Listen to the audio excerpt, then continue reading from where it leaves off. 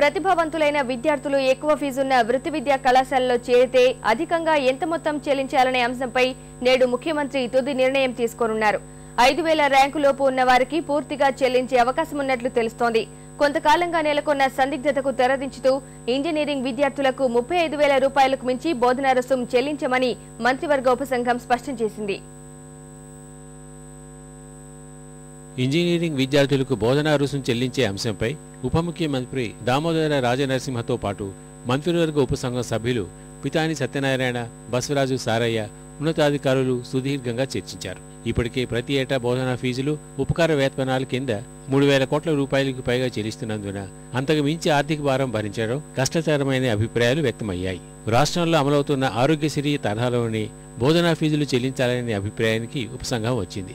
ఇప్పటి వరకు ప్రభుత్వానికి ఏఎఫ్ఆర్సీకి అఫిడవిట్లు సమర్పించిన 578 కళాశాలలకు ముందే చెప్పిన విధంగా 35,000 ఫీజు నిర్ణయించామని మంత్రులు అన్నారు. ఇక మిగిలిన 67 కళాశాలల్లో ఫీజులు 3% నుంచి 150% వరకు పెరిగిన దృష్ట్యా ఆయా కళాశాలల్లో చదివే విద్యార్థులకు సైతం ప్రభుత్వం చెల్లించే బోధనా రుసుముల మొత్తం 35,000 మించదని చెప్పారు. మిగిలిన 44 కళాశాలల విషయంలో హైకోర్టు స్పందిస్తూ 8వ వేతన సంఘం సిఫార్సులు అమలు చేస్తున్నట్లుగా డిక్లరేషన్ సమర్పించిన కళాశాలలకు మాత్రమే 50,200 రూపాయలు ఫీజును వర్తింపజేయాలని ప్రభుత్వాన్ని ఆదేశించింది.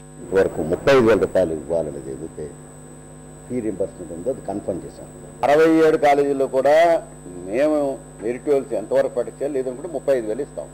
ఎక్కడ కూడా అంతే. రిమైనింగ్ ఫీజు భరించాలి. That's very clear.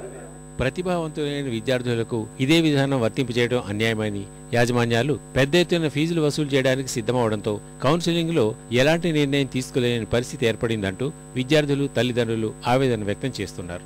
నచ్చిన కాలేజీ రావాలంటే 1,00,000 నుంచి 1,50,000 తీసుకుంటున్నారు. ఇప్పుడు ప్రభుత్వం ఒక 35,000 మాత్రమే ఇస్తే మాలాంటి వాళ్ళు ఇష్టమైన కాలేజీలో చదవలేము.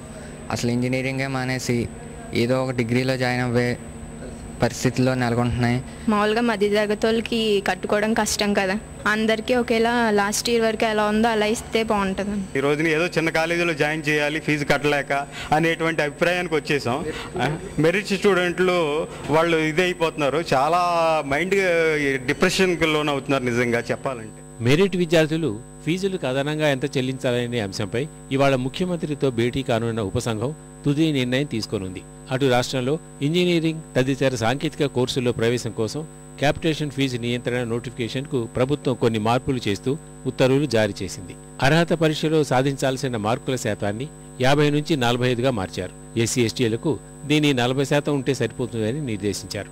మేనేజ్మెంట్ కోటాలో భర్తీ చేసే సీట్లకు సంబంధించి ఇప్పటికే జారీ చేసిన నిబంధనల్లోనూ కొన్ని మార్పులు చేశారు. ఈ మేరకు ఉన్నత విద్యాశాఖ 60-61 జీవోలను విడుదల చేసింది. మైనార్టీ కళాశాలలకు కూడా ఇది వర్తిస్తుందని వివరించారు.